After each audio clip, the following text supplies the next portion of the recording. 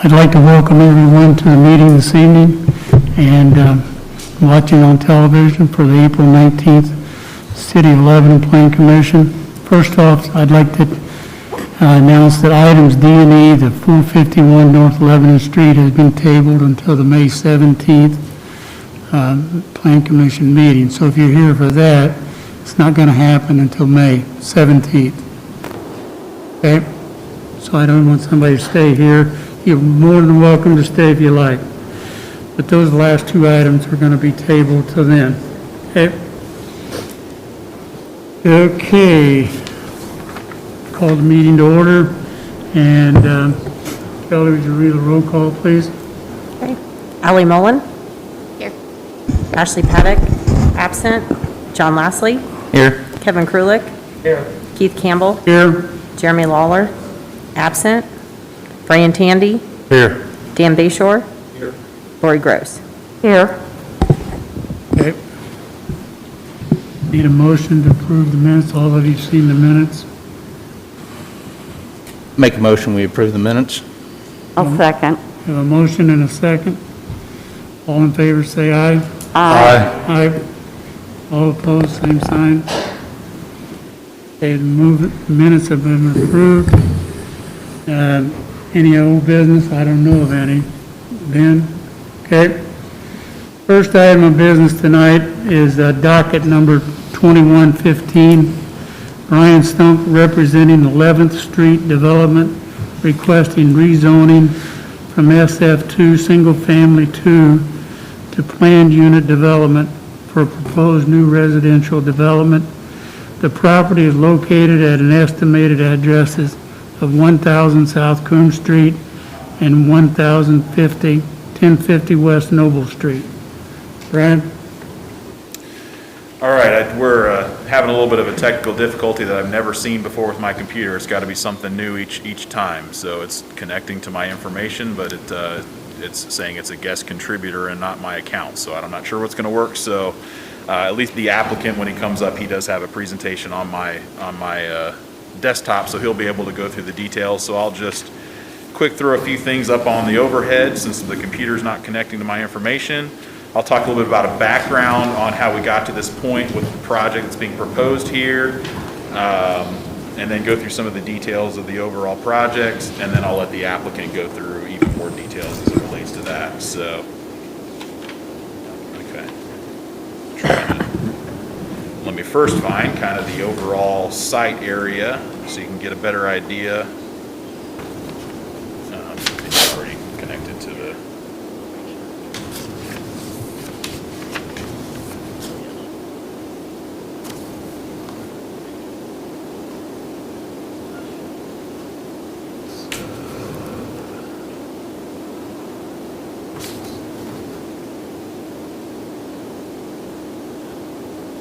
All right, so we'll do it this way. We got multiple computers up here now.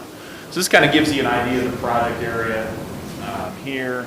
So we got Noble Street on the south, Patterson Street kind of cuts through the middle here. Coon Street is on the east. So we've got two properties that are involved in this PUD rezone that are being labeled here as the Noble Street property that's between a row of homes that you see there that are on Patterson Street and the railroad tracks. And then the Ash Street property, which is a series of lots that the city has owned for, I think, almost 40 years, in an area that's kind of sandwiched in between homes that wrap around it. There's a couple of platted, or there's about 14 platted lots that we own. There are two platted streets that were never constructed, so it's kind of an undeveloped area that's kind of in a little bit of a hole in there around with some other homes around it. Just to talk a little bit about how, the city's thought process, how we got to this point, and looking at a project like this in an infill property. One of the biggest economic challenges in the city of Lebanon, frankly in Boone County, is availability of workforce and availability of people to fill that workforce. And part of the challenge is if you've looked recently at data on real estate in Boone County, the average sale price of existing homes is about $360,000. So that's not a home that your typical individual or family that have people working in our business park or our service industry, they can't afford a $360,000 home. Frankly, I don't even know that I could afford that. So we've got this disconnect here between the individuals we need to fill jobs and pay $20, $25, $30 an hour in the business park and some of our service industry, and what's available in the community. And for those of you who try to look for a house that's for sale in the community right now, if you find a half a dozen of them of a certain price point, it's probably a pretty good day. And that's usually about all I find when I'm on Zillow, is about 6 homes available. So we have a shortage of availability, and we certainly have a shortage of availability for things that are attainable for those that are working in our business park or in our hospitals or in our schools and things like that. So as we look at properties like this and try to figure out what an appropriate solution is, one, we want something that's a good quality. We want something that's really going to add to the neighborhood, is going to hold strong values, but we also want it to be attainable. So putting a $400,000 home in here, while that sounds great, that's not something that's really going to go to address our issue of being able to create product that allows for workforce and young professionals and things like that to move into our community. So we got to be creative, particularly on infill. These just aren't your traditional development sites you see here. You've got one that's kind of couched between a bunch of homes, the Ash Street property, no infrastructure that runs through it, and then you got Noble Street that's between a row of homes and a railroad track. So these aren't like real prime properties for a greenfield site development. So trying to figure out how to use these properties the most effective way and kind of address that quality issue, and then also create a product that's attainable, is kind of how the city wanted to approach these sites. We've had a number of proposals come to us over the last 3 or 4 years. We've had 2 tax credit projects look at these to do like duplexes or quads. It wasn't really something that really kind of made a connection with the city. We wanted to try to create something that was a detached product, a single family home product, but still at that attainable price point. So those really just didn't make a connection. And then the applicant came to us probably about 6 or 8 months ago, and we were looking at just some options in the city. We started talking about this site. We were throwing out some ideas, and actually the city has looked at a couple different places in the city about doing small cottages that are of high quality and provide a product that we think is needed. And that came up for this site too. So that's a little bit of background in terms of what the city, at least an overall citywide thought process. And then how we applied it to this site here to create something that's a unique product, something that's a quality product, something that we think is going to be a desirable product for certain markets, and I'll let the applicant talk about some of the target markets for this. But then something that we think is going to add value to the neighborhood and be a significant investment in the neighborhood. So that's some of the background, a little bit on some of our thought process and some of the things we're seeing in the market, both in Lebanon and in Boone County. So to go to this specifically then, as we started developing some of the project ideas with the applicant, we felt like if we were able to combine these 2 sites and do a PUD rezone to allow for some of the creativity that you see in the proposal as we get into this in a little bit more in depth. So this is coming to you as a PUD rezone, and that's the application that's here tonight. And for those that remember, PUDs, there's 2 steps in the process. There's the rezone, which is what's here tonight. That's what establishes the zoning for the property, creates the ordinance. That ordinance holds all the standards that are applicable to the site.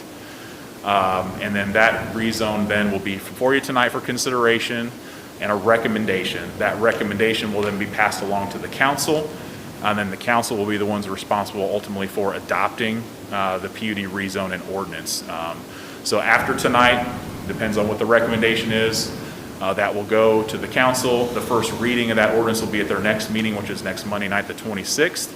The second reading and theoretical adoption would happen then on their first meeting in May, which I believe is May 8th, if I'm not mistaken. That doesn't sound right. Make sure I get that right. I don't want to misspeak. It's May 10th. So that's the schedule for this. This will be the recommendation tonight. The first reading of the council will be April 26th, and then the second reading will be on May 10th. That's the schedule for the rezone. The second step in the process then is the preliminary plan, and that's where you get into further detail. The PUD rezone really sets up the rules and has a conceptual plan, but then the preliminary plan further gets into the details as it relates to that plan. Starts setting up the overall layouts, how the utilities are going to be run, how the drainage is going to work, and gets more into the details and design of the site. That is required to come back to the Planning Commission for consideration. So again, depending on what happens with the PUD rezone, if that seems favorable in terms of what the council would do, then that preliminary plan will come back to the Planning Commission. We'll get further into details on the actual plan and design for the site. But there is a conceptual design that the applicant will go through here in a little bit for you tonight. What I wanted to do is just kind of hit, in addition to just kind of outlining the process, also just kind of hit the high level in terms of the details of the site.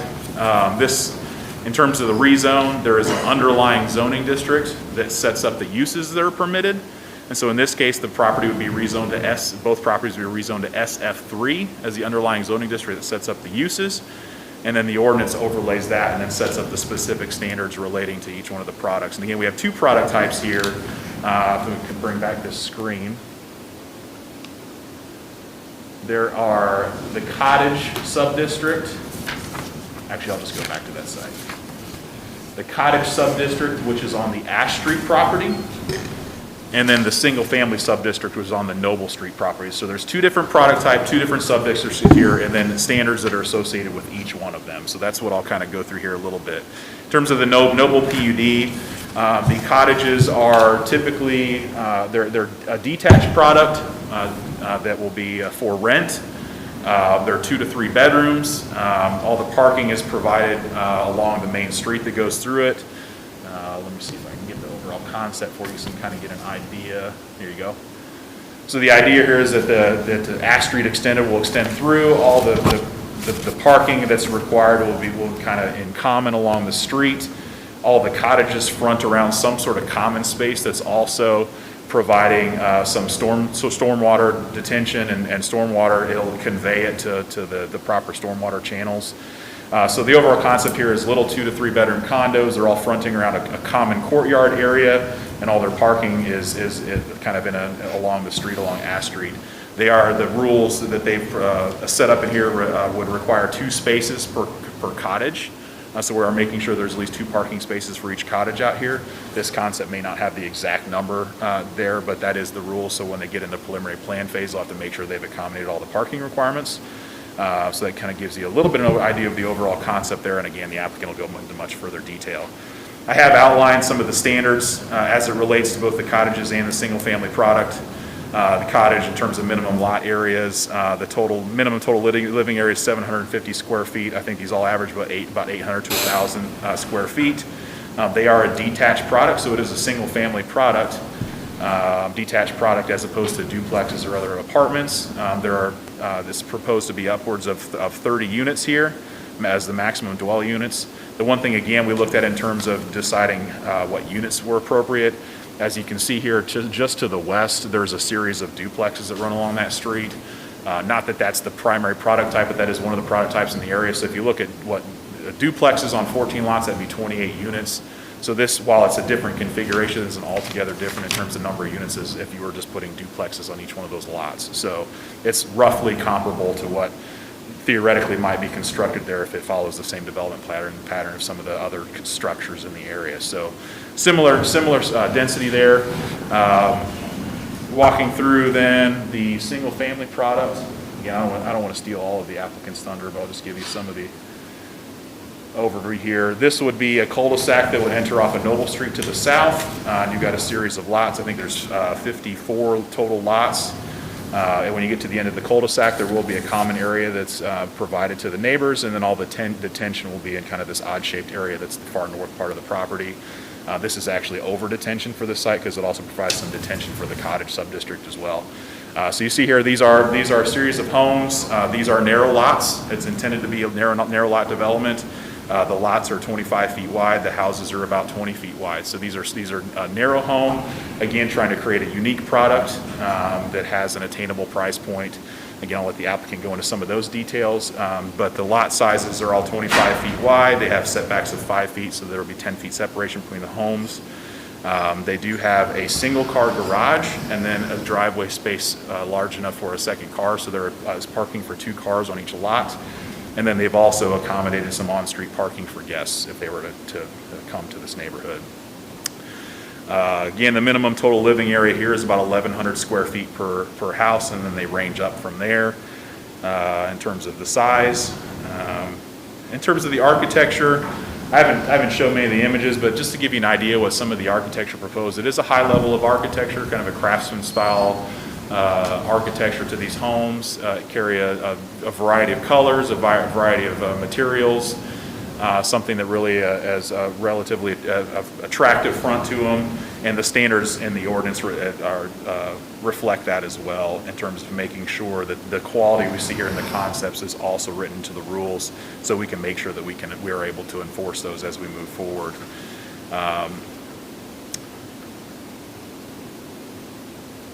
Just quickly, then I'll go through the decision criteria that are as required for any PUD consideration. The first is that the extent to which the proposal fulfills the requirements intended of the comprehensive plan and any other applicable documents. The 2019 comprehensive plan that we just recently completed a couple years ago indicates that the proposed location should be developed as single-family residential uses. This land use designation is intended for primarily residential subdivisions of varying lot and dwelling sizes. In addition, the plan encourages residential infill and beautification efforts that enhance existing neighborhoods. This infill will provide mixed density residential options that complement the surrounding area. So the staff has determined the proposed development by the applicant is consistent with the future land use designation from the comprehensive plan, the current conditions and the character of the current structures and uses in each of the zoning districts. So the PUD is proposed in a location that's a mix of primarily residential uses with a few industrial uses within the vicinity. The residential mix includes both owner and renter occupied structures in both single family and duplex homes. Many of the homes were originally constructed without attached garages, but a number of properties have since added detached garages and other things. So again, the current character and condition of the area, this is complementary. The most desirable use of which the land in each district is adopted. As previously stated, the comp plan contemplates residential uses for this property and would be the most desirable developed use for the subject property. Although the proximity to industrial uses and the railroad does present some challenges, the neighborhood is primarily residential uses, and that is the most desirable development option. The conservation of the collective property values throughout the city of Lebanon. It's not anticipated that development proposed by the applicant will have a negative impact on property values throughout the city. At a more micro level, the proposed development is consistent in character and quality with the neighborhoods directly adjacent and in the surrounding area. The values proposed within this development are anticipated to have a positive impact on the surrounding area. And responsible growth and development. The development is planned for a property that is surrounded by residential development and is either already served by all necessary public utilities or the utilities will be extended at the developer's expense. Proposed development will not cause any undue strain, either financial or otherwise, to city budgets, facilities, or amenities. In addition, the development will be required to meet all applicable standards, including the accommodation of drainage, which is critical to the development of this property. So at staff conclusion and review of the submitted development ordinance as presented, staff finds compliant with the Unified Development Ordinance established design criteria and recommends the Plan Commission forward the Plan Unit Development Rezone and Ordinance to the Common Council with a favorable recommendation. With that, I'm sure there's a lot of questions maybe for me, but then the applicant I know also has a prepared presentation. Anyone on the Plan Commission have questions for Ben, please?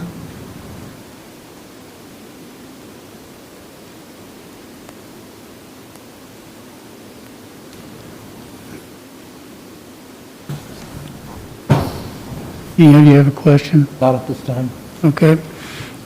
No questions. Would the applicant come forward, please? Introduce yourself.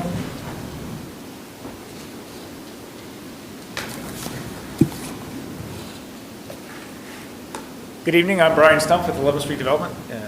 We're at 7378 North 550 East, Lebanon, Indiana.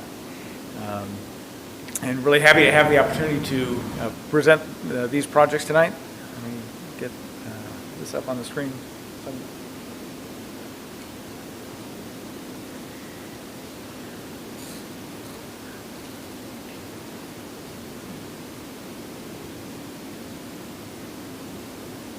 Possible to get the volume turned up a little bit, check over everything, heating units and everything, it's hard to hear.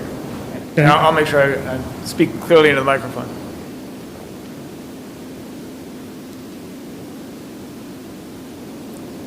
There we go. Okay. Do you have the PowerPoint? Should I just use the... Okay, that's fine. See if I can maximize this.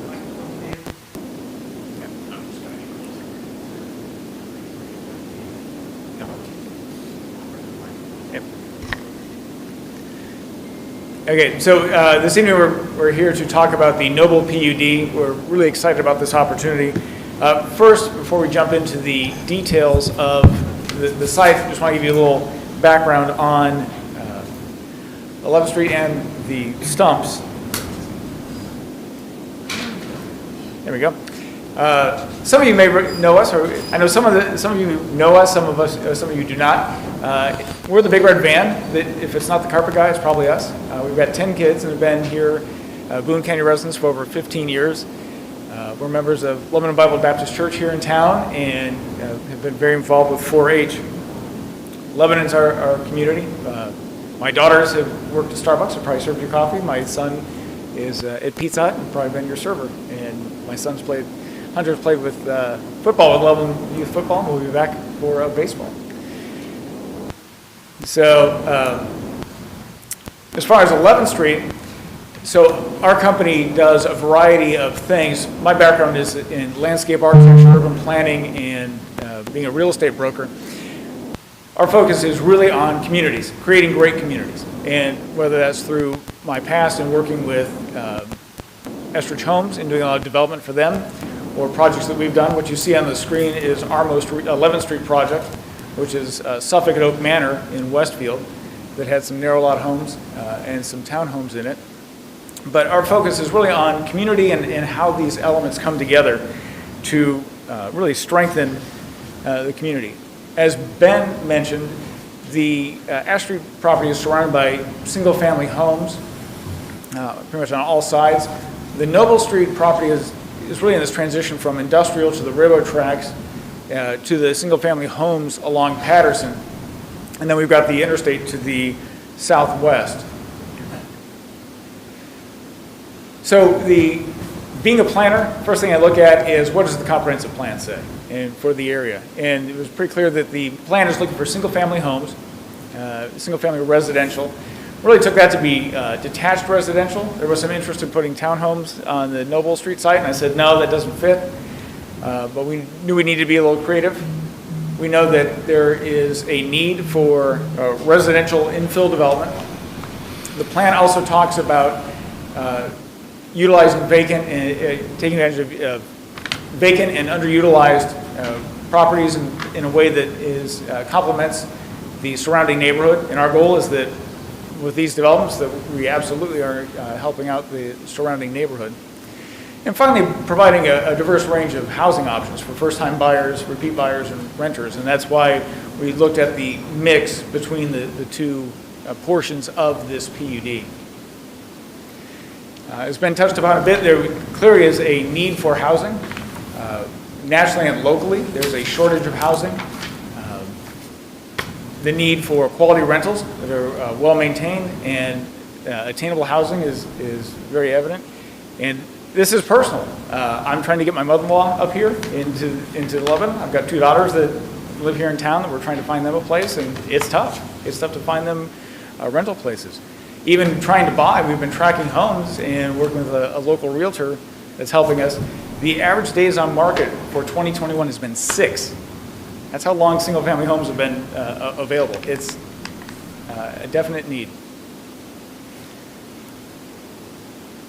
So I'd like to talk about the cottages first. So the Ash Street cottages, these are small pockets of really cute homes arranged around an open space. I'm familiar with them. I grew up in Southern California. We had bungalow courtyards, and it just saw the sense of community that existed when you arrange homes around a common green. And keeping that cluster kind of small. And really the focus is on creating community and a sense of place.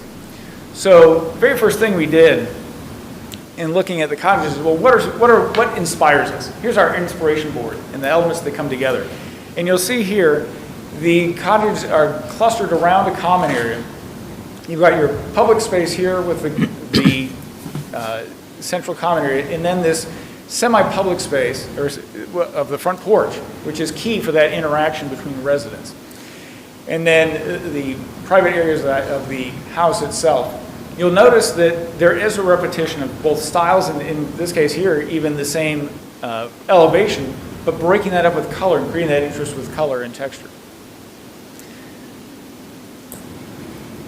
This is an aerial of a cottage community, and here you can see the street out front with the central green that's here. It's got a couple of different uses between the lawn and the area in the back, which was a community garden. And the way that the homes are arranged along the green and facing that green with the parking off to the side. Another example of cottages and why you have that common areas, it's a gathering space for the residents and for the community. It's one of the things that we've always been, back from my Estridge days, one of the things that we would do is have neighborhood celebrations and reasons to get together. And so that's why these central common areas are so important. And also looking at the way that you handle that open green with landscaping as it transitions to the homes.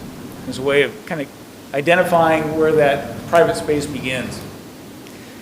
And then looking at ways that people interact. Here's people up on the front porch, but also other elements in the common area that serve as a gathering point. And again, given the nature of this, we had submitted the PUD with story and a half, 1 or 1.5 story homes, kind of like you see here.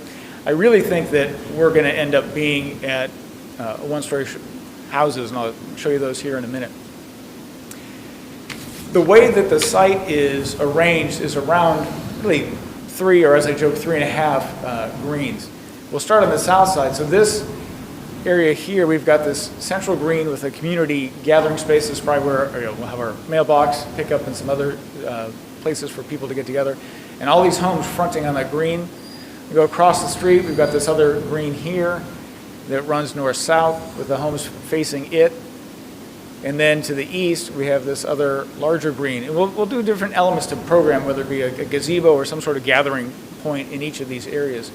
We've also kept that open space here along where you see these trees and some of these other pockets to keep that, again, keep a very garden feel to it and just frankly make it really cute and enjoyable. And then this here, we have a small green area here that these homes front upon along with this house here. We're looking at extending Ash Street. You'll see that there's this curb entrance, the street entrance already exists, but we're looking at taking that and then bending it slightly to the north for traffic calming and to really kind of, so it doesn't serve as a cut through or a distraction to the surrounding neighborhood. And so that's really the main organizing elements of the community. There's 3 different plans that we're looking at or homes that we would have in here. We're looking at, just given the target renter in this area, we're looking at really active adult empty nesters. So we're looking at 2-bedroom with the flex space, or 3-bedroom places. The homes will be between 1,000 and 1,300 square feet. And we're looking at the, again, important elements, those front porches and having that interaction space. We really see that, as we're working with the architect on the design of the 2-bedroom house, that'd probably be like a double master, things like that, just from what we've seen in the marketplace. This here would be another example of the architecture. These examples, unfortunately, don't show some of the color palettes. I like color, so we'll be very vivid with the colors, not just gray and white.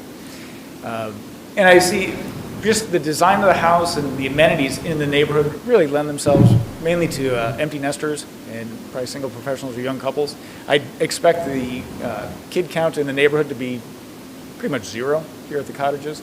That's just not the target renter or the lifestyle that's there. And then the third home has a porch that wraps around, because some of those homes are at a location where we want that porch to the front on a couple common areas. Now this will be the cottages, I love them, but they are just a little bit unconventional in the fact that they don't have a garage connected to them, things of that nature. It's a different living arrangement. Therefore, we're going to keep these as rentals, all under one ownership, all professionally managed and professionally maintained.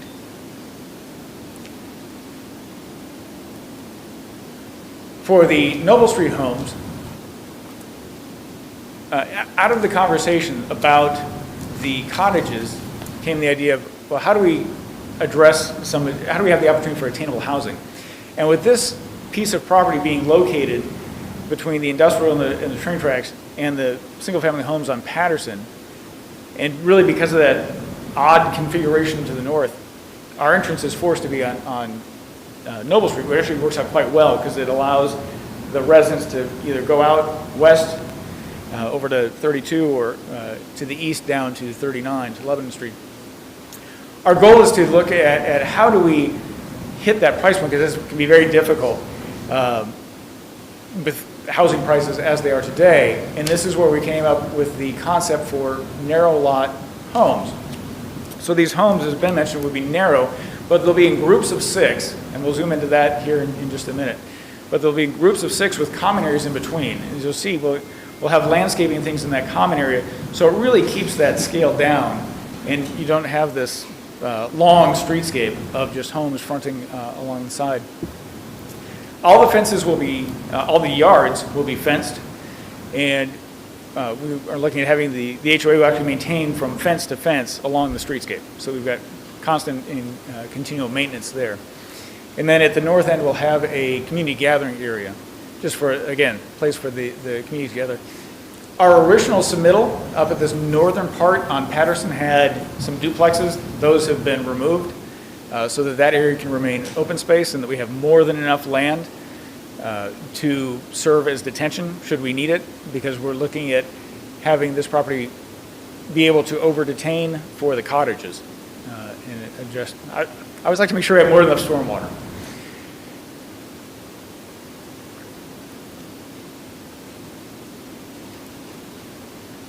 So the architecture of the homes,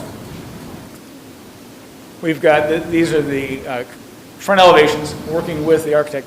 Just because the homes are narrow doesn't mean that they, essentially it comes down to how do you arrange the rooms. So rather than, and essentially they're just arranged in a linear fashion through the home rather than sort of sprawling out. What I like about these homes and why we've been working with the architect on this design is because we have a one-car garage, but it's actually tucked in. And you'll see the shadow line there on the garage. So it's tucked in so the garage doesn't dominate. Also, by having a narrower home, we're able to provide more architectural detail on the home itself. So that character is very important.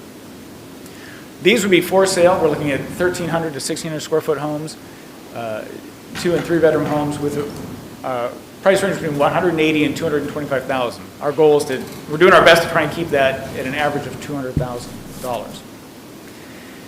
I just want to share some photos here of the interior. Our sort of inspiration and the plans that we're looking at, they're doing this. These are some of the shots from essentially looking at the living room back towards the garage at the front. Here's the kitchen looking out towards the backyard. And then the stairs are off to the side. When you head upstairs, you'll have the 2 bedrooms in the flex space or the 3 bedrooms. That's what I'm trying to show with these is just because the homes are narrow doesn't mean that the homes aren't large. I mean, this downstairs area is 15 by 25 or so. So you've got a nice flow between the kitchen, dining, and living areas. And then upstairs, the bedrooms themselves are also large and have some good spaces to them. This is that enlargement of the way that the 6 homes are placed together. What we've done is we've altered, so you see the common area here, and I really would like to put some evergreens and things up towards the front of the common area on each side to really help break down the scale of the street and keep it at a smaller, kind of tighter feel to the community. So we've got the common areas, and I've shown put the yellow trees in the common areas just to make it easier to see where those common areas are located. The front doors of the homes will alternate. They'll face out on the outside units. They'll face out towards the common areas, and then on the inside they'll flip. And so these are the front doors on here on this lot 2 and lot 3. The front doors are near each other. Get some accent planting for the front doors, and then units 4 and 5 are that way. And what that does is rather than having in a typical subdivision, the driveways would all be on the same side of the lot. By doing this, it allows us to have more than enough room to have some additional on-street parking. So we estimate that we'll have probably about, in addition to the 2 cars per lot, we'll have another 22 cars that can be parked on the street.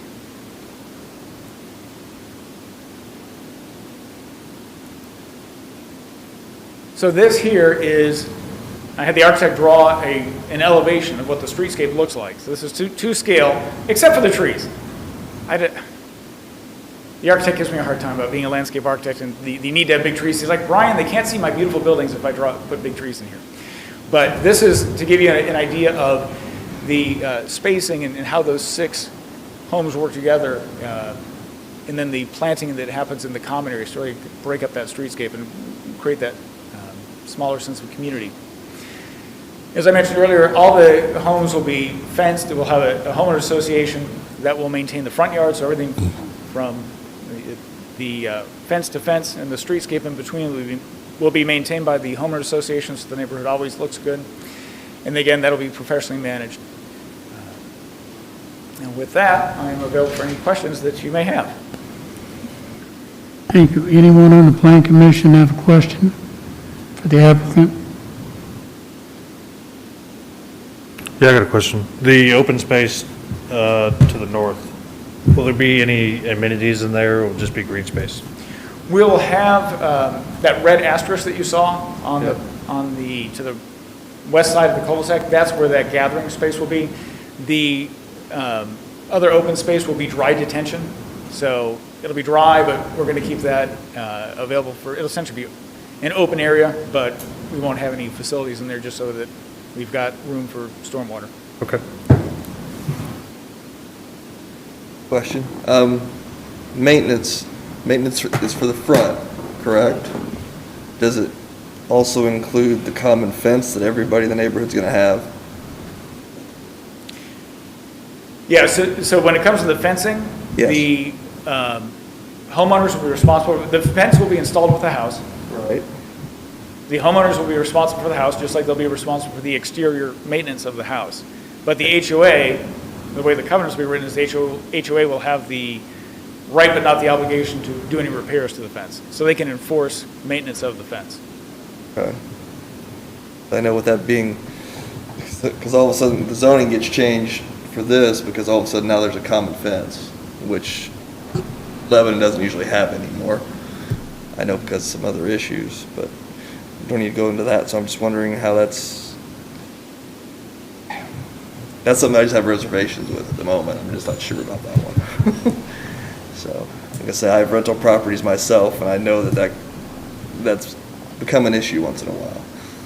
So, all right.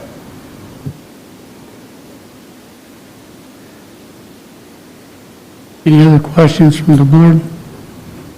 I have a question. On the cottages with the homes that don't face the street, how will trash removal work for those? Yeah, so we're looking at a central collection up here in the front, along Ash Street. There's a collection facility, so here.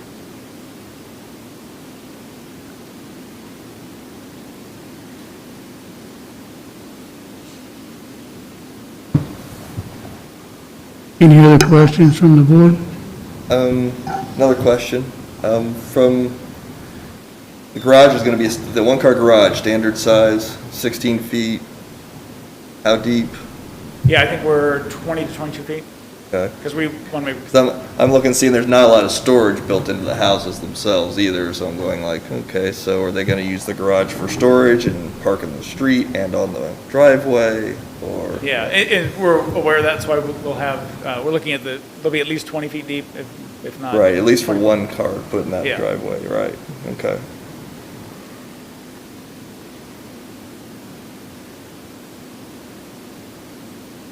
Any other questions from the board?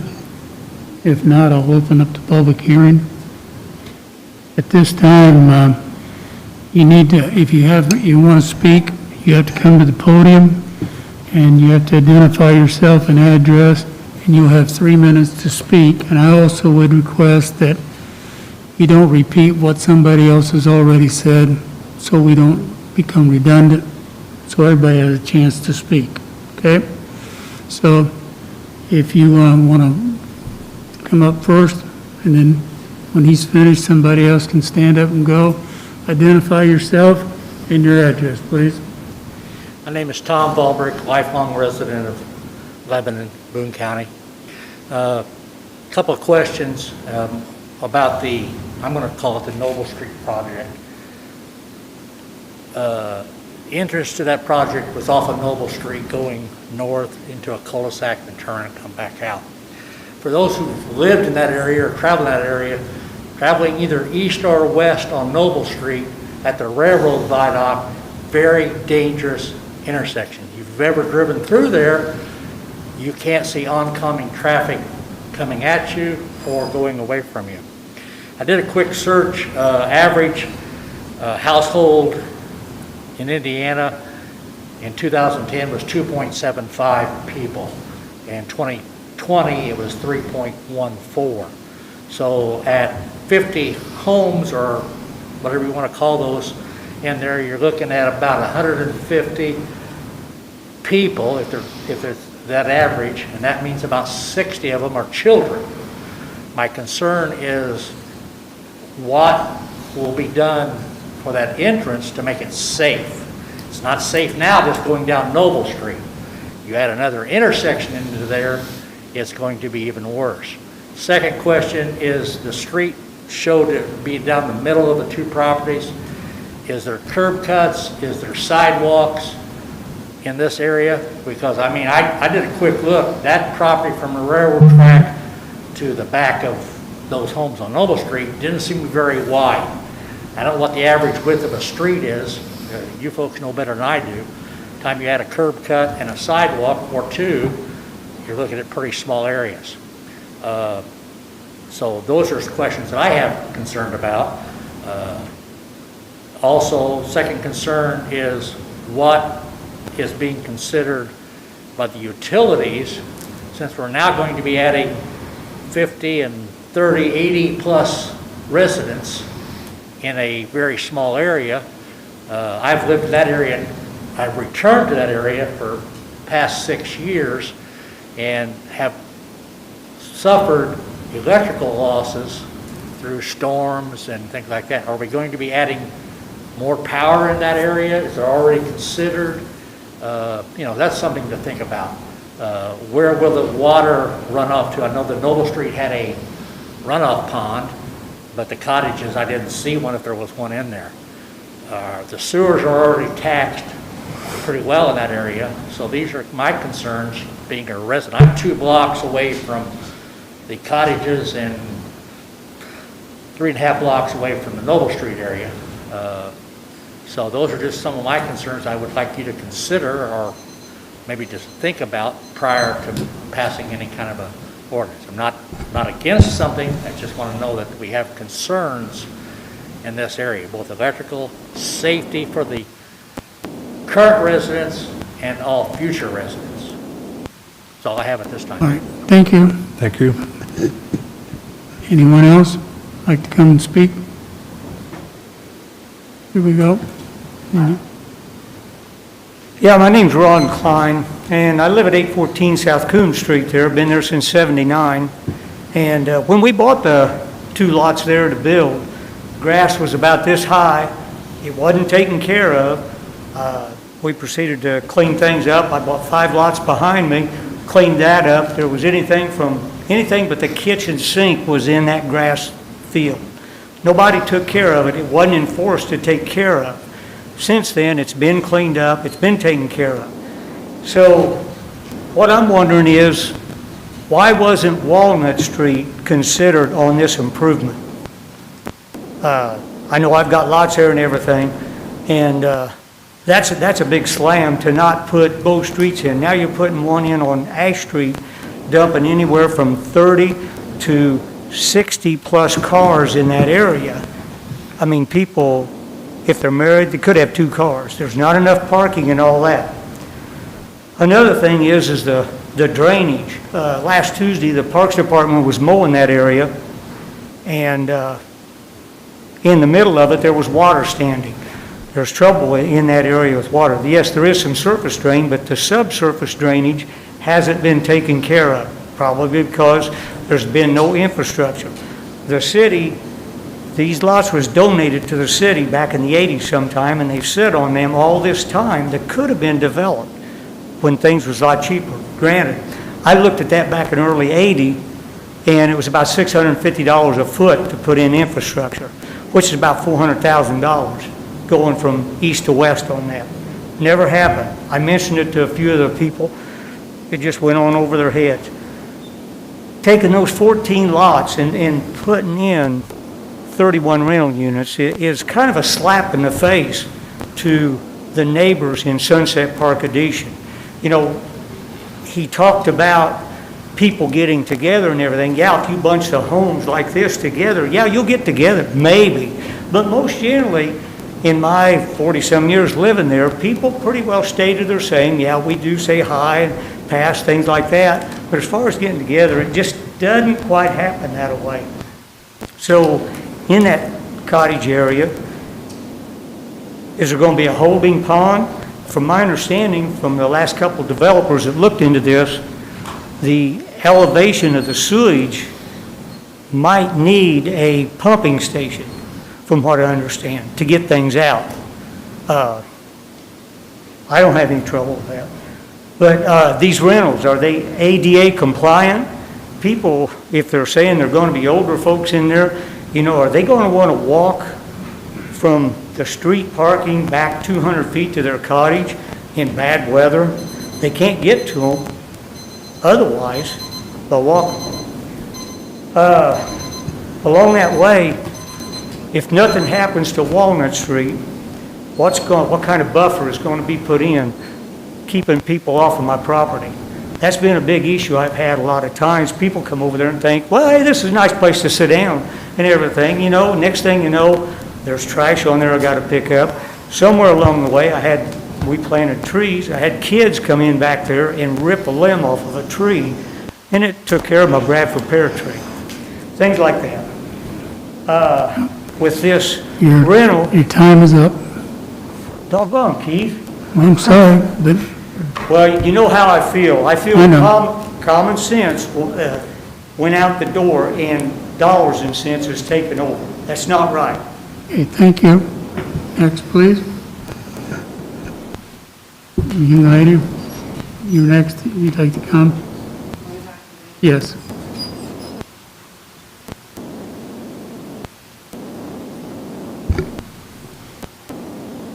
I'm Julia Alexander, and I live on West Ash. I bought my niece's house 3 years ago, and where he's talking about putting it, most of us can't hear in this room. I don't know. I'm not that old, but it's like I couldn't hear half of what y'all was saying. Is there going to be minutes of this meeting Yes, that we can there will all be. obtain? Yes. And I'm with him, wherever he is. We don't get together. You know, it's kind of this, I don't want to say sketchy neighborhood from where I came from, but that's what I could afford to buy when I moved up here to retire from Charleston. The lot sounds great. I mean, that's what they do in Charleston, is the narrow lots. Is there lot lines? What's it going to do to our taxes? The water and sewage is a problem. And when you get rentals in there, all those cars, I've called and called and called. My son's a cop. It's like we don't have time, Mom, to come over there and worry about the cars around your house. You don't own the street. And they're filled with trash and maggots. And it's like, it's disgusting. But we don't have time to come over there. We got other things we have to do. I understand that. But it's like, what's it going to do to the value of my home? I'm all about building. I'm all about, you know, the future. But it's like, what is it going to do to our home? There's that one sore-eyed double that sits there. Is it going to be removed? Is it going to stay there? Because no one's going to want, and I think you know which one I'm talking about. There's only one double there, and it's always full of trash, always full of junk. They bury stuff in that ground back there. I've witnessed it the 3 years I've lived here. So I just think, I agree with him. There's a lot to be concerned because you all don't live there. So if we don't want it, is there a petition that we sign? Is it already okayed? What is the answer to that? Does our taxes go up? From what I know, your taxes will not go up because of this project. That doesn't mean they won't go up. They go up every year. Well, see, I can hardly understand you, and I don't know about anybody else, and I'm not trying to be rude or sarcastic. I'm just trying to get what's going on. So if we could have like a printout, I think it's a great idea. We do need more spaces to live in, but how they're doing it to attract those kind of people to live over there they're not going to take real good care of their property. That's why that part of it's rental. Common sense, we get it. Okay, but the other ones, what were they? I don't know how many. I don't know how many houses you plan on putting on less than 11 acres. Is there no lot line? Is that how it's going to be? I mean, are you going to have the driveway beside it, is the way I understood it? They don't have garages, they're just rentals? Ma'am, we will address questions after the public hearing's over. Okay. Anyone else would like to speak?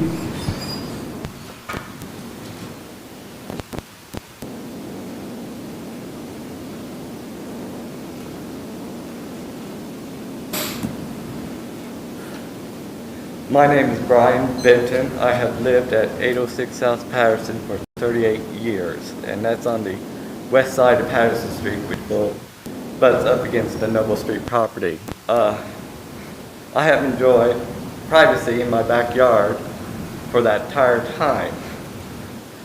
Now we're putting what will amount to be two-story home right directly behind my property. I will have no more privacy. There's not much you can do to kind of keep that privacy when you have a two-story home where people can overlook your fences. So that is one of my biggest concerns. Second is there's a utility easement between the two properties. How is that going to be maintained? You know, the utilities have to get back there to work on those lines every once in a while. So that needs to be addressed. And lastly, how are these homes, two-story homes, going to fit in a neighborhood of single-story homes? You know, it just, and the density of those homes in that area, just, I can't imagine 54 homes in that field. Those are my concerns. Thank you. Okay, thank you. Anyone else like to speak?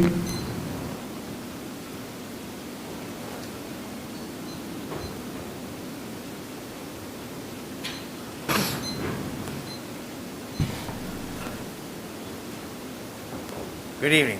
Christopher McGarry, 619 West Ash Street. The concern I have is living on Ash Street with it going through to Patterson Street. There's parking on one side of Ash Street as there is. Now, if you have parking on one side of the street, there's only enough room for one car to get across.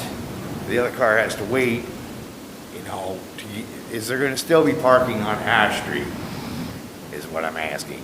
Because with that many more homes, cottages in that area, there'll be a lot more traffic on Ash Street, and that was my concern.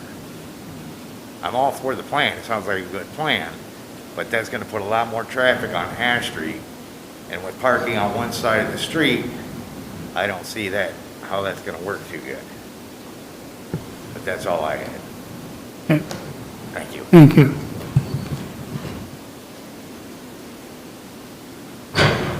Anyone else like to speak?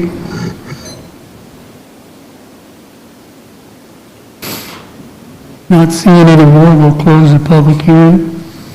And Ben, would you like to come and answer some of the questions, and then we'll let the applicant come next? Yeah, I'll try to address what I can from the city perspective. I know that the first gentleman spoke a little bit about the safety in the railroad underpass. That's something maybe that Kevin, the city engineer, and I will have to look at to see whether there's anything we can do from a safety perspective. This development is going to probably send some traffic that direction out to State Road 32, so if there are things we can do to make that safer, that corner in there, we'll certainly take a look at that and see what else can be done.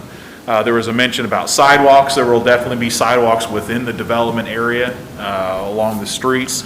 So you will have, say like in the the Noble Street area, the single-family homes, there will be the street, the curb, there will be a tree lawn area, there'll be a 5-foot sidewalk, and then there will be a property line 20 feet to the front of the house. So there will be a place to park a car in that 20 feet without it blocking the sidewalk. So there's space to be able to provide those amenities and services within the neighborhood, within the development area.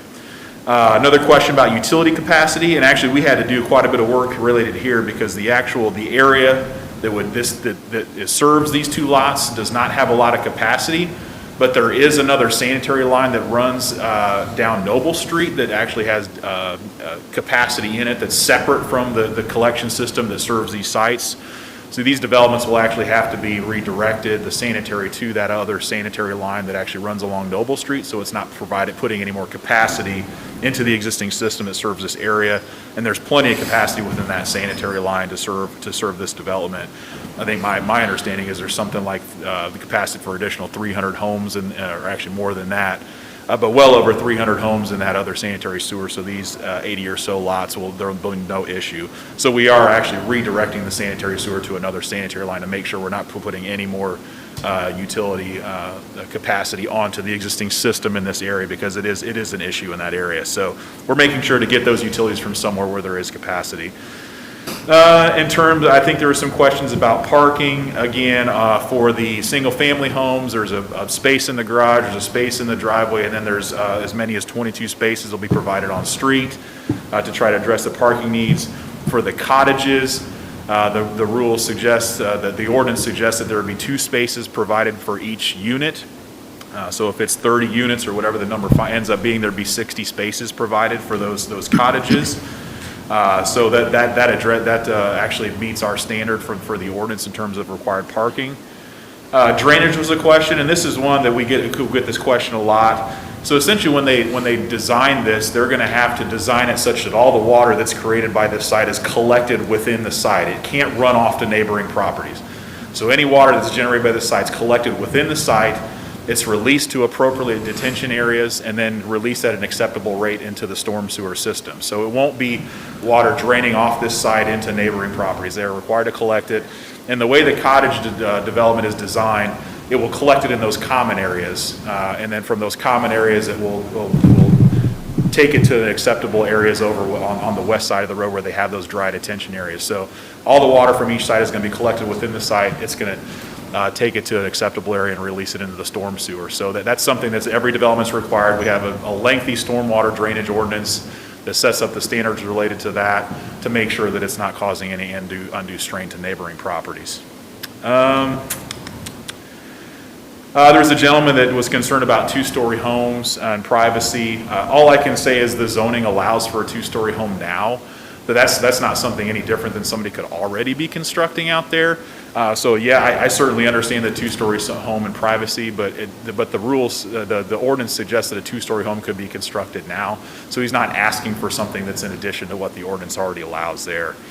We will have to look into the utility easement. Certainly as we get further into the preliminary plan phase, they'll be doing additional survey work to determine where the location of those utility easements are. So we obviously have to maintain all those utility easements. We'll make sure to do that. So those are the things that I think I could address from a city perspective. There may be some additional things the applicant can respond to. I'd like to come and make an address, please.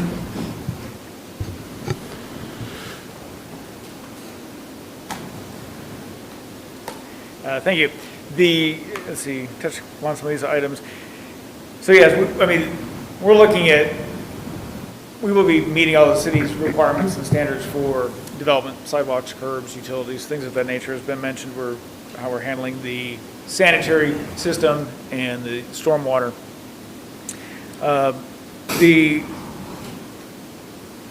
There was a question about the parking for the cottages. That is along Ash Street. We're actually widening Ash Street to allow parking. Essentially, it's head-in parking on each side of the street.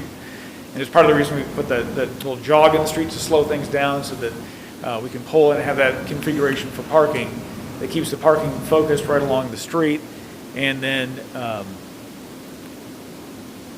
allows for the safe movement of vehicles.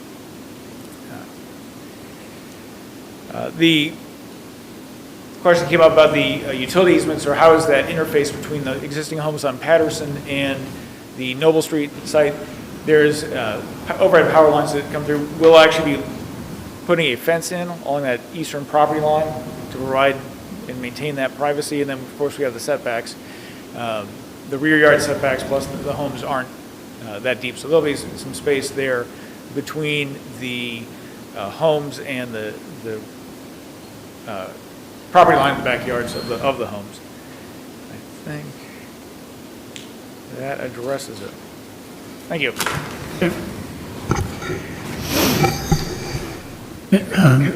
Anyone else? Ben, I have a question for you.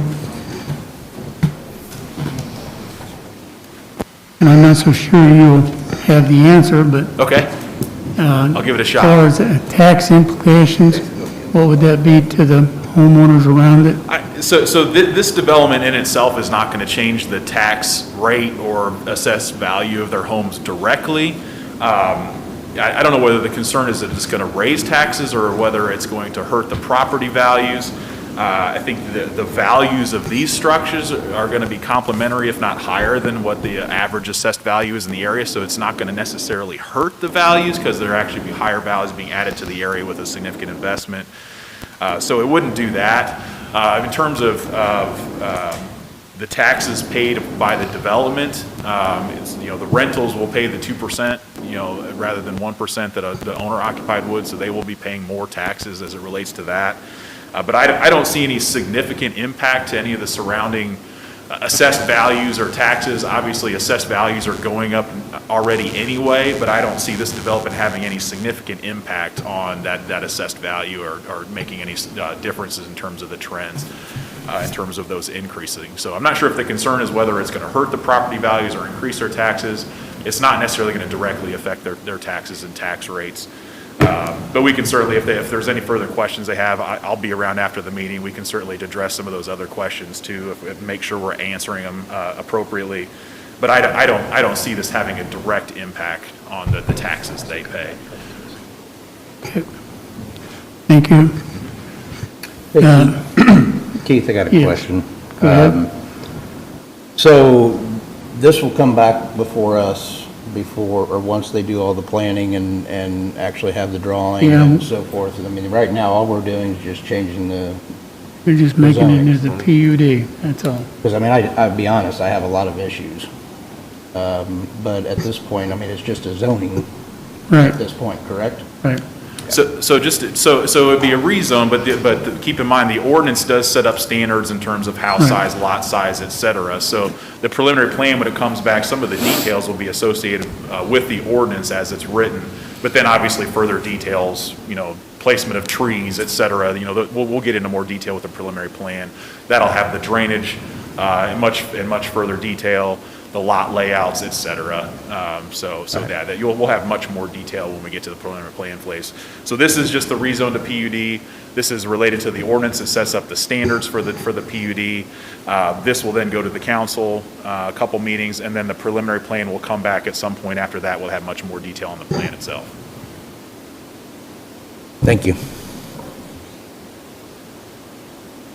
Any other questions?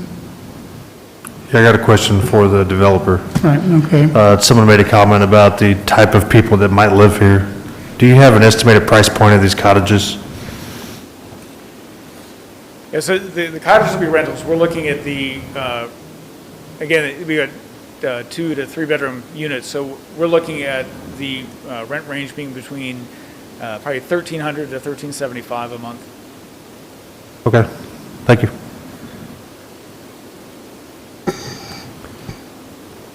Oh, okay. Ben, is that all you have? Okay. All right. Do we need a motion to do the PUD?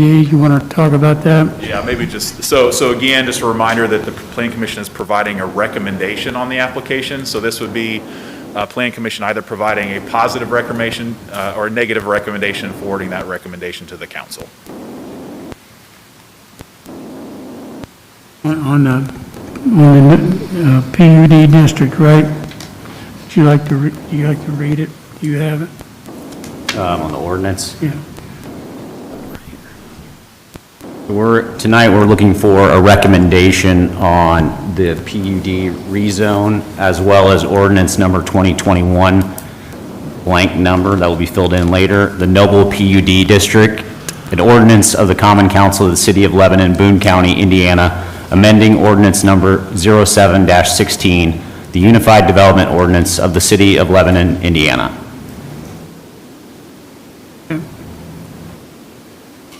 Okay. Yeah, okay, right. Come on up quickly. Yeah, the question that I have Hold on a minute, I've already closed the hearing, but I tell you what, after the meeting, ask Ben, will you please? was about the rezoning. My lot's going to be affected? Ben can answer that. No, this is strictly the 14 lots that the city owns. Right. This doesn't affect Mr. No. Khan's lots in any way. Okay. Okay, so I need a motion for ordinance number 2021, right? We're doing a motion to approve docket 21-15 for recommendation to the city council.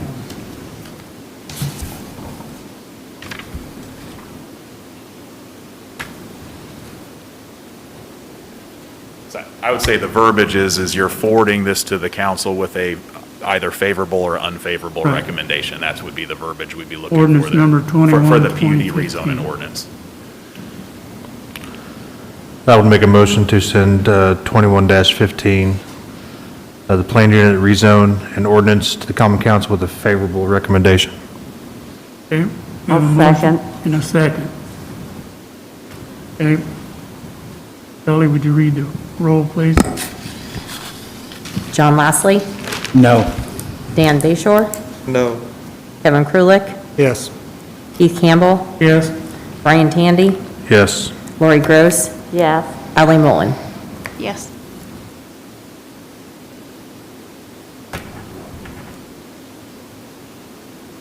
Okay. All right, the next item on the agenda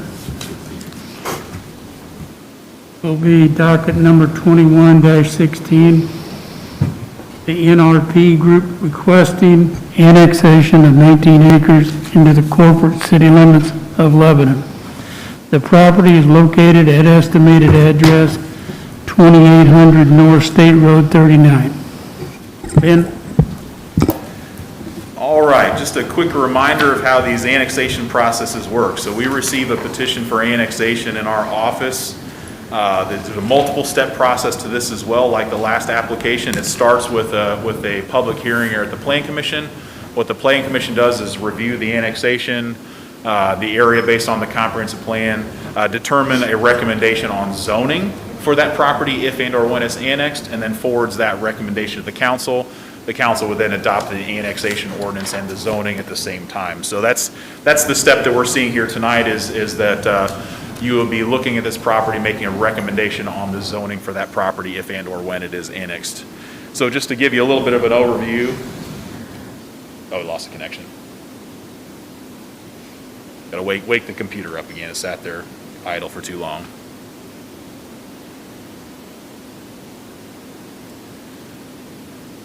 So this piece of property is on the north side of the community along Lebanon Street across from the hospital. And as soon as we can get this to connect, we'll show you exactly where it is.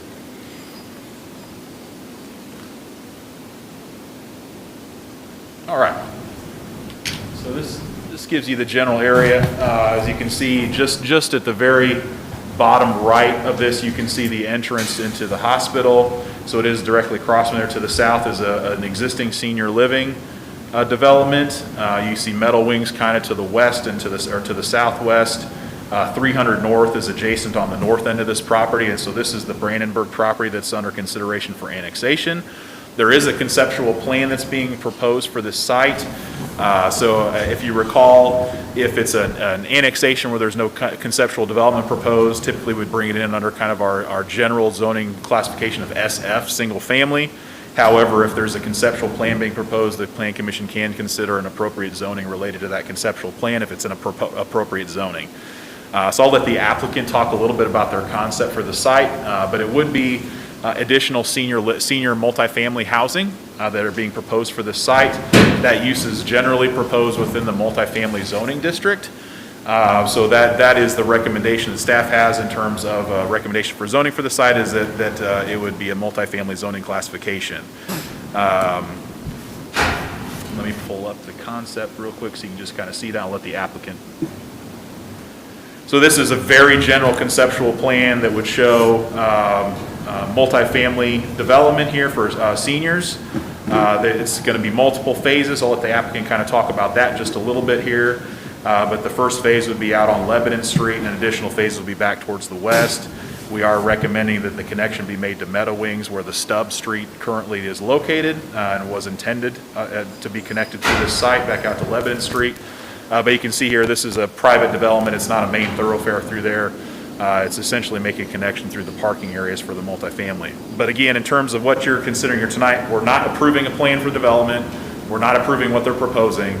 This concept is merely in order for you to provide some consideration for the zoning recommendation, but we are not approving any plans tonight.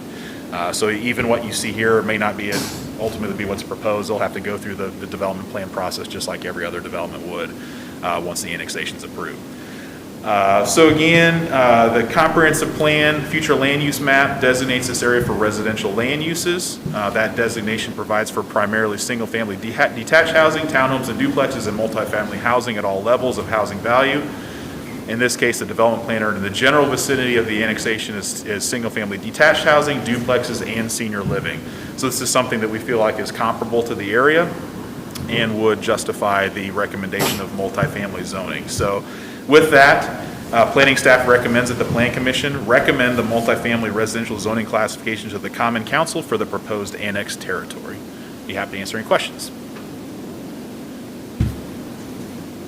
Any questions from the Plan Commission members?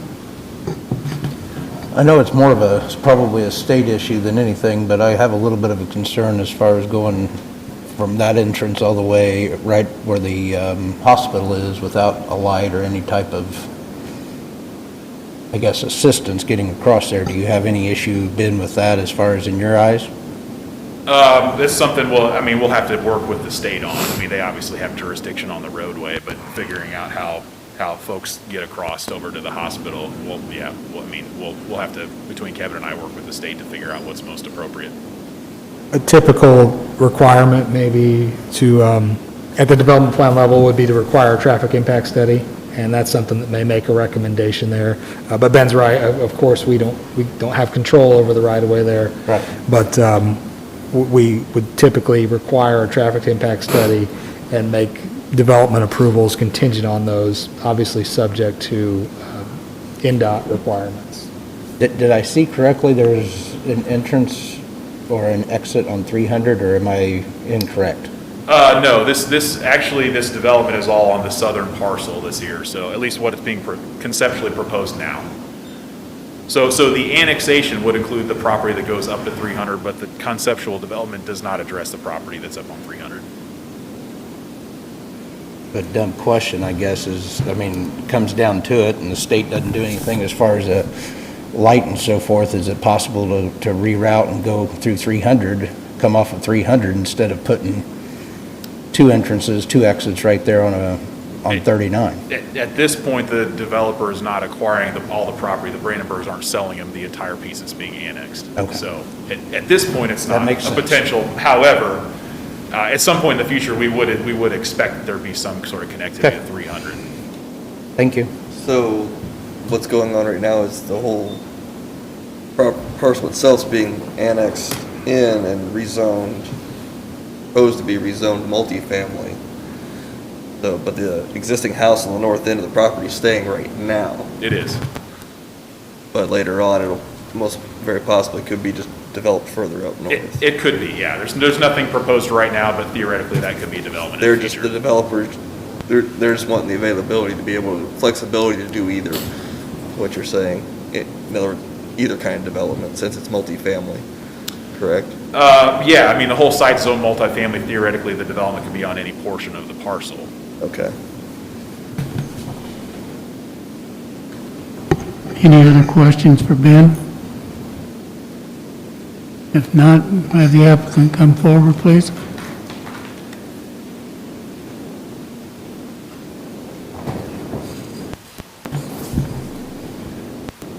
Hello, everybody. My name is Scott Skinner, developer with the NRP Group. We're a national developer based in Cleveland, Ohio. I manage our deal origination across Ohio, Indiana, and Michigan. I know Ben went over all of the specifics of the annexation of the rezoning request. I just want to give you a little bit of context on who we are as a company and on what we're proposing here above and beyond just the site plan that you saw.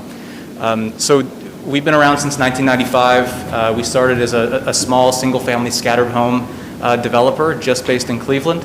Indiana was the first state we ever expanded into, so we've been developing in this state for well over 20 years.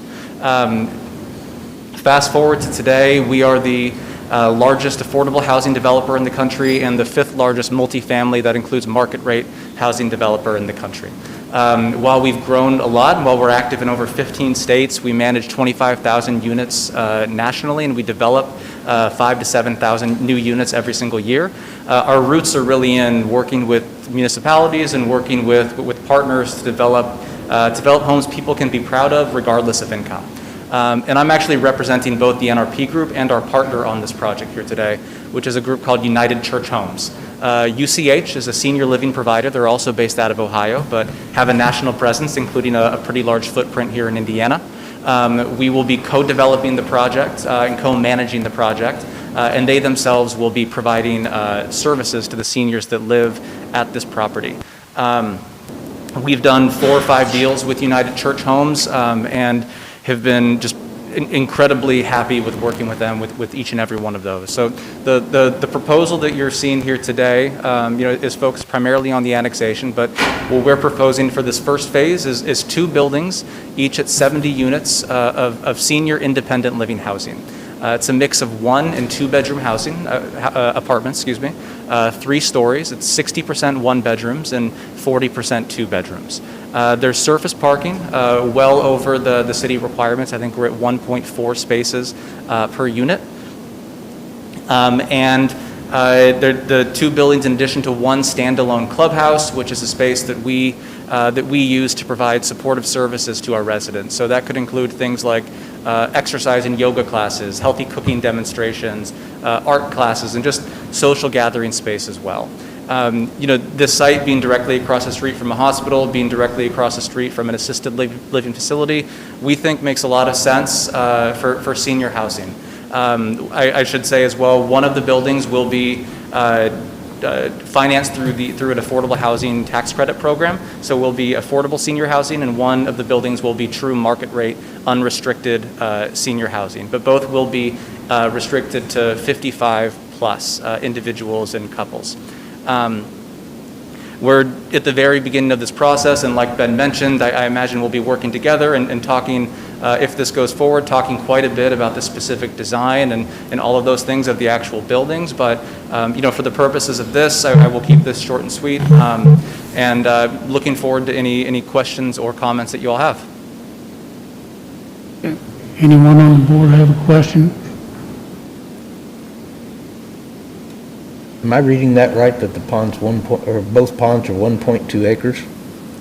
I'm sorry, I couldn't quite hear you. Am I reading it correctly that the pond's a little over, both ponds are like 1.2 acres? I believe so, yes. I need to pull up the actual site plan in front of me, but that looks about right. That is in line with what we developed in other similar properties. And the ponds, I will say, are between the 2 phases, so not facing a street front in either way. But that is in line with... Dry retention? Yes, correct. Thank you. Any other questions from the commission? Okay, we'll open up to the public hearing now. So the same rules apply. Identify yourself and your address. You have 3 minutes to speak. Anyone like to speak from the audience? Forward, please. State your name and address, please. Tom Walker again. Quick question. I think I know where this is. Is this directly north of Crown Point Drive? Is that where it is? Because I think the first house is up there a little ways. That was a bean field for, you've lived in this area, it's been a bean field forever. So it is the first property that's vacant, just north. Okay. Sometimes the maps are a little vague if you don't know exact pinpoints. That was my question.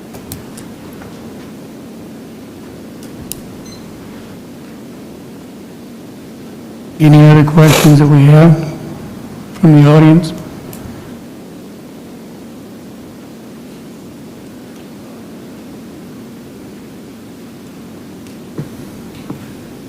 Ben, we have a question? Do we have a question? Yeah, no, I'm saying, do the young lady need to ask a question? Or she's just asking you? Would you like to speak? There's three of us here from Meadow Wings. Okay. We're just concerned about the location to our addition. Right. What's going to, and that's what I was asking him, because we hadn't seen any layout of any plans. So we're just kind of finding out how's it going to affect our addition. I think that'll come in the future, how We the have whole no plan, objection right. Yeah, we're not objecting to what, being annexed, but we are concerned about some other things. Well, I That's why we're understand here that, but we're not ready for that Right. one to answer it. tonight. We know that. All right, thank you. Any other questions from the audience? If not, we'll close the public hearing at this point, and we would entertain a motion to recommend multifamily residential zoning classification to the council. I make a motion that we recommend multifamily residential MF zoning classification to the common council for the proposed annexed territory. I'll second. Okay, we have a motion and a second. Kelly, would you roll call, please? John Mosley, Yes. Dan Bayshore, Yes. Kevin Krulik, Yes. Keith Campbell, Yes. Brian Tandy, Yes. Lori Gross, Yes. Ellie Mullen. Yes. Okay, thank you. Okay, next item is docket number 2117, the Lebanon Utilities requesting development plan approval to construct a water storage facility to be located at the southeast corner of Abner Longley Park, 500 Hendricks Drive. The property is zoned IN institutional. Ben? All right, I'll let the applicant tell you a little bit about the project. If they can bring this screen up, can kind of give you an idea of the project site. It's tucked back in the corner of Abner Longley Park, just south of the Conservation Club site, just a little bit west of the existing business park that's to the east of the park there. So it's about a 2-acre site that's proposed back there for a water storage tank and a booster station for the existing water treatment system, or excuse me, the water system. And it's coming before you tonight for development plan approval as an institutional project, so it does go through that process. In terms of procedures, this would be the final step for the approvals before they could pull building permits. This is a permitted use within the institutional zoning classification, so let me pull up just real quickly, it might take a second to pull up the development plan set, but I'll scroll through that, just give you a little bit of an idea what the proposed site looks like. Okay, on this one, north is actually to the right, so that gives you an idea how this would turn. So you kind of see here, there's the existing service drive in the park that you see on the left-hand side or to the south of this site. They would be installing a service drive back to the site and a small parking area for Lebanon utility employees. This entire water storage tank area is going to be fenced in for security. Obviously, anytime you've got anything related to your water system, security is pretty important. So you've got a very large water storage tank that's to the north end, or on this side to the right on the site. And then there is a small building that holds the booster station that is on this to the left, to the south. That's kind of the extent of it. This is a utility project to provide some additional water, pressure, and storage to the system that's critical. And so it's a fairly straightforward utility project. This did go to the BZA earlier in April for a couple of variance requests. One, we're creating a lot that doesn't have frontage on a street. So they did need a variance request for that. So obviously we have to transfer ownership to Lebanon Utilities. So we did need to create a lot. So they did get a variance approved to allow the creation of a lot that does not front on a public street. The second was fence standards. Again, for security purposes, this is required to have barbed wire for security, and we don't permit barbed wire anywhere in the city. So they get a variance approved for security to allow that barbed wire there. So now we're here I'll just quickly go through some of the highlights from the staff report regarding the development plan. This has gone through technical advisory committee where they did receive comments from stormwater and city engineer and planning related to their proposal, and they're working on some of those items as we speak. In terms of specific items, and this will go into the recommendation. We're working on a landscape plan right now to buffer primarily the south and east sides of this lot. The west and north are all fairly heavily wooded, but they did need to clear out trees for the development of the site. But to the south and east, we're going to work on appropriate landscape plan solution with them. Still trying to figure out, I know they're still working through some details of the design and figuring out exactly how much space is going to be available, because they're having to do some drainage to the site. As most of you know, this is a very wet area. So drainage is fairly critical to the site.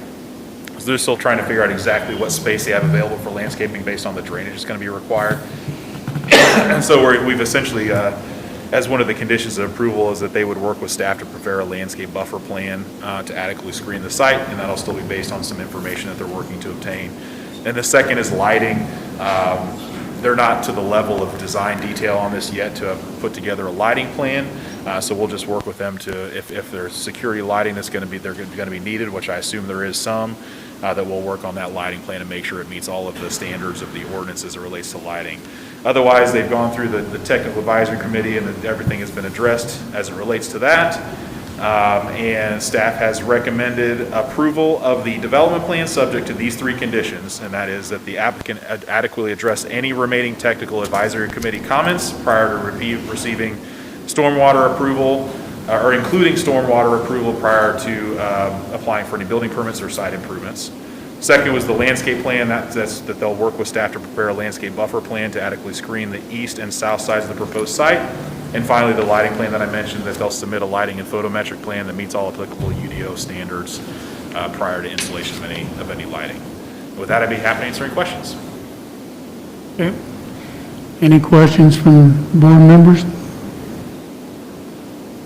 John Messenger, the RC park, is that, I'm sorry, is that anywhere close to that at all?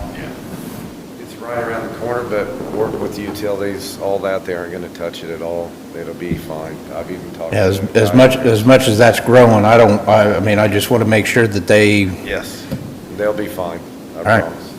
Thank you. Okay. Any other questions from the board?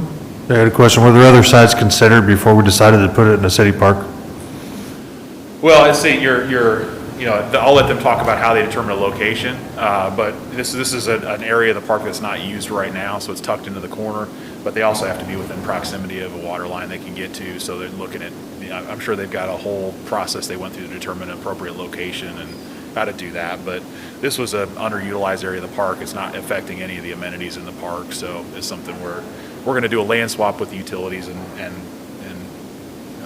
provide this to them for this utility.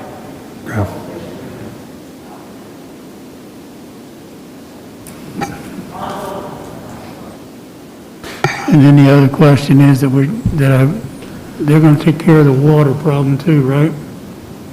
Oh, in terms of drainage? Yeah. Yeah. I mean, that's probably the biggest determining factor in how this site's going to get improved is how to adequately address the water that's in the area. So they're still working through some of those drainage calculations to figure out exactly what's going to be needed. Okay. Anyone else from the board have a question? If not, I'll open it up to the public. Unless Ryan, you want to? Ryan, you want to come forward? Thank you very much. Just real quick about this project. We currently have 750,000 gallons of storage capacity in town with 2 water towers. Park Street Water Tower, the one that just got painted, is the largest one at 500,000. And the one adjacent to the building here is 250,000. And we average about 2 million gallons a day. So our storage is very critical if we were to have a large main break and a large fire or anything, like the fire we had downtown a number of years ago put a large strain on the system. So this will provide 2 million gallons more of finished water storage, which will put us at almost 3 million gallons. So a much-needed project for us. A couple questions. The RC park, we did remove some trees, but we also kept a buffer. So even with the building there, and John has been wonderful to work with, and we've worked together on this whole thing to make sure that we have the least amount of impact on the park as possible. And we did consider other sites. The utilities owned a property on Noble Street that we acquired during when we installed the 69 kV electric line. Not really wanting to put it at the entrance to a park and where the bike path and walking trail is going to eventually be. It's just not aesthetically as pleasing. So we looked at other sites, found this site that did have some major drainage issues. Even if you look on Google Maps now, there's, I think, either standing water or you can see the outline where standing water was. So it needed some upgrades anyway. It was underutilized, so we did a land swap. So the city does get that Noble Street property, which they can improve the entrance to Abner Longley. It's kind of over by Timmons Elevator to give you an idea of where that is.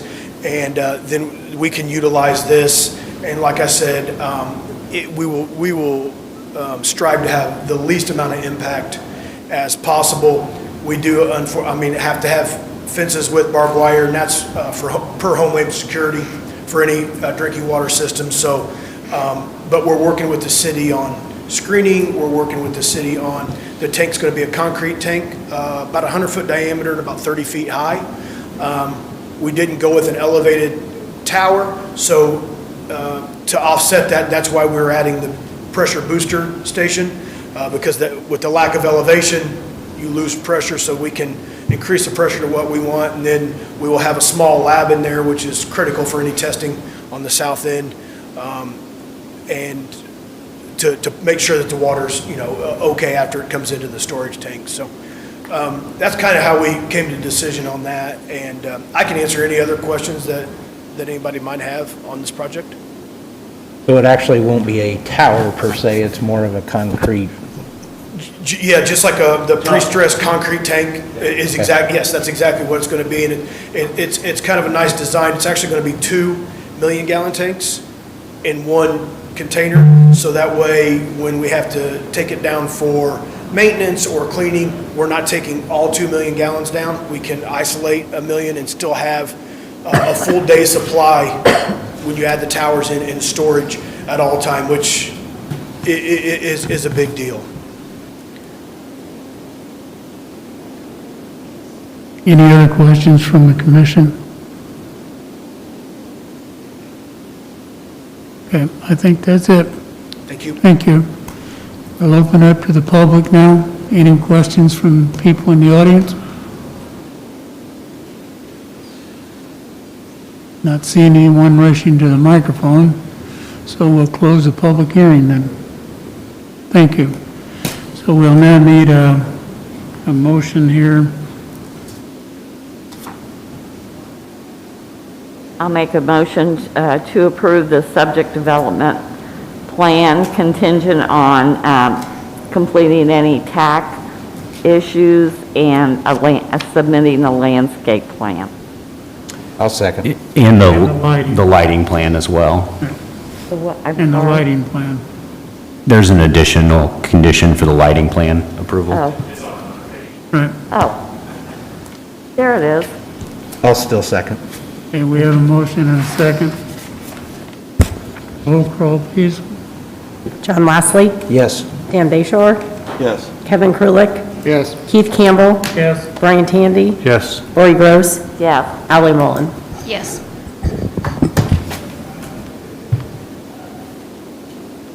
Okay, now, I think that, anyone else have anything to come forward, Ben? Is that it? Well, then I would think we could entertain a motion to adjourn. Motion to adjourn. A motion and a second. You know the usual, all in favor say aye. Aye. Aye. Okay, the meeting is adjourned. Next meeting is, May 17th. May 16th. May 17th. 17th. Okay, Okay. May 17th. May 17th, our next meeting. Thank you. Thank you, guys. Yeah, thank you. Yes, sir.